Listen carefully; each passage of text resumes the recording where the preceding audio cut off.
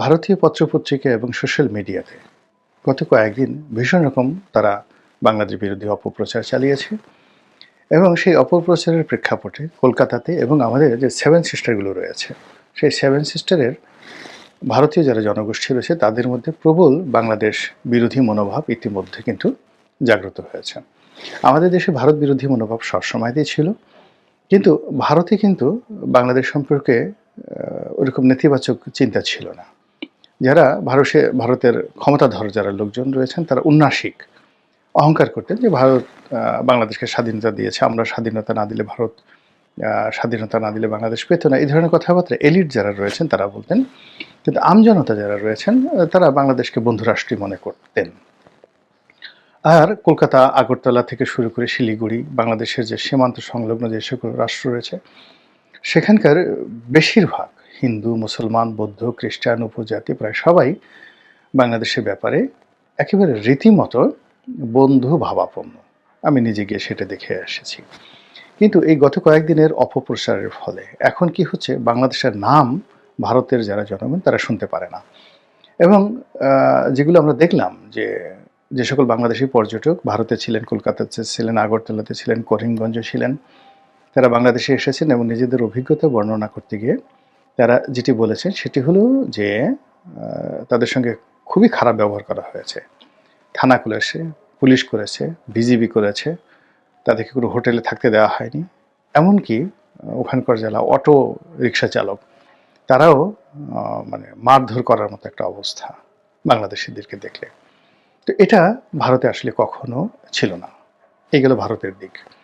আর আমাদের দিকে যেটা হলো সেটা হলো যে আমরা সবসময় ভারত বিরোধী ছিলাম, প্রচণ্ড ভারত বিরোধী ছিলাম।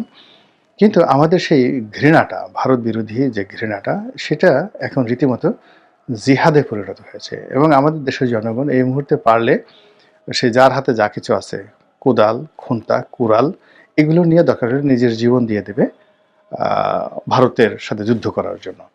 এখানে একটা বিষয় বলে রাখা ভালো যে আওয়ামী লীগ, শেখ হাসিনা এটা কিন্তু আলাদা, কিন্তু ভারতের যে বিরোধিতা এটা একটা সম্পূর্ণ আলাদা একটা পার্ট। তো দুটো ভিন্ন আঙ্গিক থেকে দুই ধরনের রসায়ন তৈরি করছে। আমি শুধু ভারত বিরোধিতা নিয়ে কথা বলছি। এখন বাংলাদেশের যারা লোকজন তারা মনে প্রাণে ভারতের সঙ্গে একটা চিরস্থায়ী একটা সম্পর্ক নষ্ট করতে চাচ্ছে, যে এদেরা ভালো না, এদের সাথে সম্পর্ক রক্ষা করা যায় না, এর সাথে পাকিস্তানের সাথে সম্পর্ক করা ভালো, তারপরে অন্য যে কোনো বিশ্বের যে কোনো দেশের সাথে আমরা দরকার না খেয়ে থাকবো, পেঁয়াজ খাবো না, মরিচ খাবো না, আদা খাবো না, রসুন খাবো না, কিন্তু আমরা ভারতের সাথে এখন আর সম্পর্ক রাখতে চাই না। এখন যদি ডক্টর মোহাম্মদ ইউনূস সরকার বলেন যে আমাকে টাকা দেন, আপনাদের যার যা কিছু আছে টাকা দেন, আমি ভারতের চারিদিক থেকে মানে সীমান্ত দেয়াল তৈরি করে দেবো, বাংলাদেশের পক্ষ থেকে কাঁটাতারের বেড়া না, একেবারে দেয়াল তৈরি করে দেবো, এবং সেই চীনের মহাপ্রাচীরের মতো দেয়াল তৈরি হবে আপনাদের টাকায়, যাতে করে কোনোদিন বিএসএফের একটা সিঙ্গেল লোক আসতে না পারে, এবং আমরা কোনো সীমান্ত রাখবো না। চারিদিক থেকে পুরো বাংলাদেশ, একেবারে একদিকে বঙ্গোপসাগর বাদ দিয়ে পুরো বাংলাদেশটা আমরা সেই চায়নার গ্রেট ওয়ালের মতো ওয়াল তৈরি করব। আমরা ভারতের আগ্রাসন মুক্ত একটা বাংলাদেশ চাই। বিশ্বাস করেন ডক্টর মোহাম্মদ ইউনূস যদি এই ঘোষণা দেন, ওনার এই যত দুর্বলতা আছে, ওনাকে নিয়ে যত সমালোচনা হচ্ছে সব নিচে পড়ে যাবে। এবং আমাদের মা বোনেরা, উনি যদি নিজে দাঁড়ান যে আমি দাঁড়িয়ে থেকে দান গ্রহণ করব যমুনার সামনে, আপনি গিয়ে দেখবেন যে লক্ষ লক্ষ কোটি কোটি মানুষ গ্রাম থেকে এসে যে যার মতো 1 টাকা, 2 টাকা, 3 টাকা, 5 টাকা থেকে শুরু করে একেবারে সোনাগোনা পর্যন্ত এখানে এই ওয়াল নির্মাণের জন্য দিয়ে যাবেন। তো এই হলো বাংলাদেশের বর্তমান মানসিক অবস্থা। এখন এই পার্টটা এখানে রাখেন, দ্বিতীয় পার্টে যাই, যেটার পরিণতি কি হতে পারে। ভারতও যে কোনো মূল্যে চাচ্ছে যে বাংলাদেশের সঙ্গে একটা ছোটোখাটো যুদ্ধ লাগুক, সেটা সার্জিক্যাল স্ট্রাইক হোক অথবা যাকে বলা হয় একটা মেজর কোনো স্ট্রাইক হোক। এর কারণ হলো ওদের হাত পা খুব নিষ্ফিস করছে এবং ওদের মধ্যে যে অ্যাঙ্গার ছড়িয়ে পড়েছে, তারপরে শেষে ওদের সেনাবাহিনীর মধ্যে যে অ্যাঙ্গার ছড়িয়ে পড়েছে, বিজিবির মধ্যে, বিএসএফের মধ্যে যে অ্যাঙ্গার ছড়িয়ে পড়েছে, এটা অনেকটা দস্যু বীরাপ্পনের কাহিনী, যেটা এখন ইদানিং একটা সিনেমা হয়েছে পুষ্পা।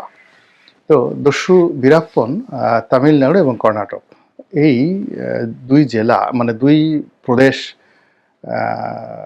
কে কেন্দ্র করে যে বিরাট চম্বল বা বিরাট যে বনভূমি, এই বনভূমির সর্বকালের সেরা দস্যু। এই দস্যুর নাম হলো বীরাপ্পন। তো বীরাপ্পন বলতে গেলে অলমোস্ট ৩০ বছর পুরো ভারতীয় সরকারকে তছনছ করে ছেড়ে দিয়েছে, তামিলনাড়ু সরকারকে, কর্ণাটক সরকারকে তছনছ করে ছেড়ে দিয়েছে।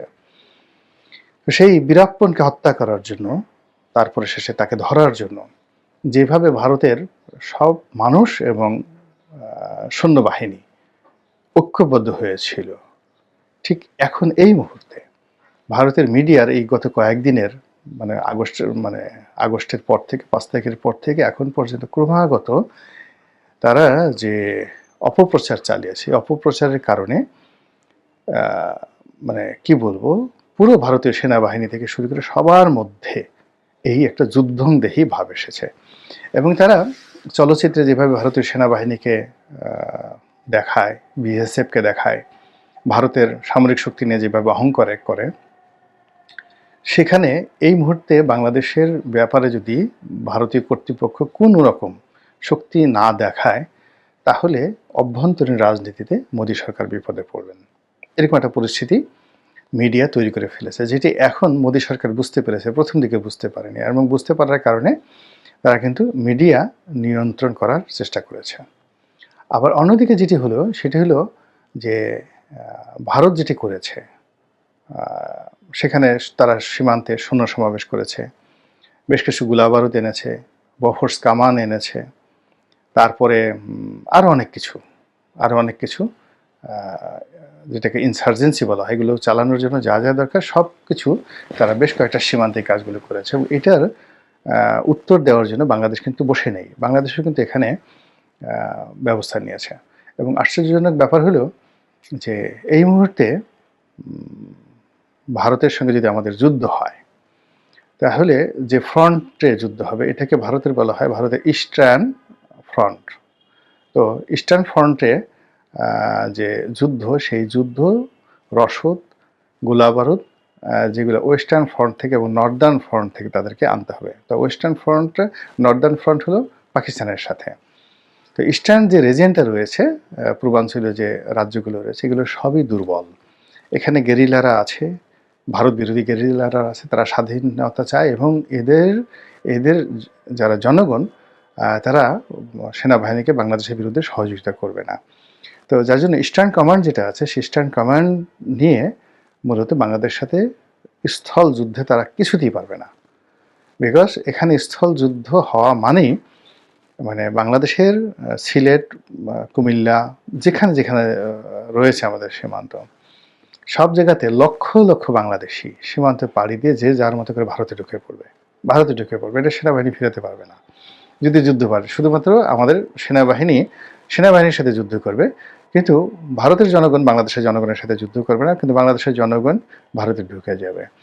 এবং এইরকম একটা পরিস্থিতি যে তৈরি হবে, এটা কিন্তু মমতা ব্যানার্জি ইদানিং বলছে যে বাংলাদেশের বিষয়টি নিয়ে তাড়াহুড়ো করা যাবে না। এর কারণ হলো, বাংলায় যদি আগুন লাগে তাহলে উড়িষ্যা রক্ষা পাবে না, ঝাড়খণ্ড রক্ষা পাবে না। মমতা ব্যানার্জি কিন্তু একটা বলেছেন। তো এই কারণে কি হলো, বাংলাদেশের মিলিটারি এই জিনিসটা বুঝে এবং তারাও সেখানে সৈন্য সমাবেশ করেছে। এবং ভারতীয় পত্রপত্রিকা যেটা এসছে সেটা হলো, বাংলাদেশের হাতে খুব অত্যাধুনিক ড্রোন রয়েছে, যেটা তুরস্ক থেকে আনা হয়েছে। 6টা না 8টার মতো ড্রোন আছে। এবং এই ড্রোনগুলো দিয়ে অতি সম্প্রতি আজারবাইজান এবং আর একটা রাষ্ট্র, আমার এই মুহূর্তে মনে আসছে না, সেখানে তারা যুদ্ধ করেছে। যুদ্ধ করার পরে যে ছোট রাষ্ট্রটি, তারা এই ড্রোন দিয়ে, বাংলাদেশের হাতে যে ড্রোন আছে সেই ড্রোন দিয়ে ছোট রাষ্ট্রটি, যারা কোনোদিন ওই বড় রাষ্ট্রটির সাথে পারেনি, তো তারা জয়লাভ করেছে। তো কাজেই এই যে ভারতীয় বাহিনীর বিরুদ্ধে বাংলাদেশ যদি ড্রোন হামলা চালায়, 6টা ড্রোন দিয়ে যদি হামলা চালায়, এই এন্টি ড্রোন মিসাইল যেটা দরকার, এই প্রযুক্তি ভারতের হাতে এখন নাই। তাদের আছে, কিন্তু এই ড্রোনের জন্য না। এটা 28,000 থেকে 30,000 ফুট উঁচু পর্যন্ত উঠতে পারে তুরস্কের এই ড্রোন। এবং এই ড্রোন পুরো ইউক্রেন যুদ্ধের হিসাব পাল্টে দিয়েছে। এবং ইরানের হাতে এই ড্রোন থাকার কারণে ইরানকে জমের মতো ভয় পায় ইসরায়েল। কাজে এই ড্রোন বাংলাদেশের হাতে আছে। এবং এই ড্রোন, আরও অনেক ড্রোন আছে পাকিস্তানের হাতে। এবং পাকিস্তানের সাথে যেটা ভারতীয় পত্রপত্রিকা প্রচার করছে, যে অতি সম্প্রতি পাকিস্তানের সাথে বাংলাদেশের একটা সামরিক চুক্তি হয়েছে, যে বাংলাদেশ যদি ভারত কর্তৃক আক্রমণ হয় তাহলে